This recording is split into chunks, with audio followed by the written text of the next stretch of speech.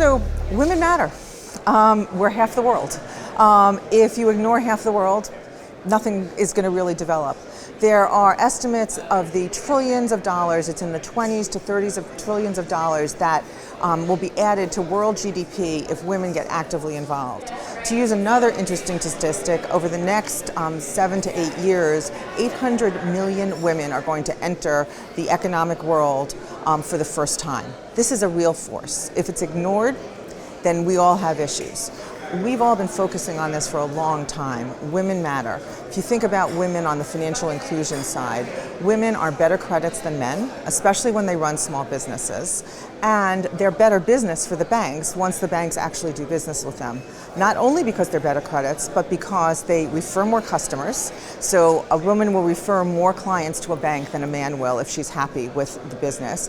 But also because they're going to use more products. So a woman will be more loyal to the organization that's helping her. So the profitability of a female client in a financial institution is actually higher than the profitability of a male client, and something we all need to focus on.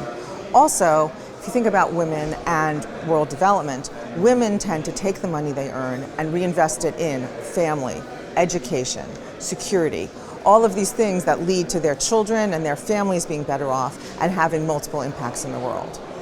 How should institutional investors go about caring about this? So lots of institutional investors say they care. And when we look, we did a study of the funds that IFC is invested in, emerging markets focused funds. Of those funds, 15% of those funds were managed by balanced gender groups. Those funds outperformed the non-balanced funds by 20%. So a significant improvement, a better return. So investors should care. How should they care? Act on it. Ask the questions. Lots of investors say they care, but when they come to meet managers, they don't ask the questions. They don't make the decisions. So be proactive, because it's really important that investors push, because managers aren't going to focus until their customers are the ones focusing.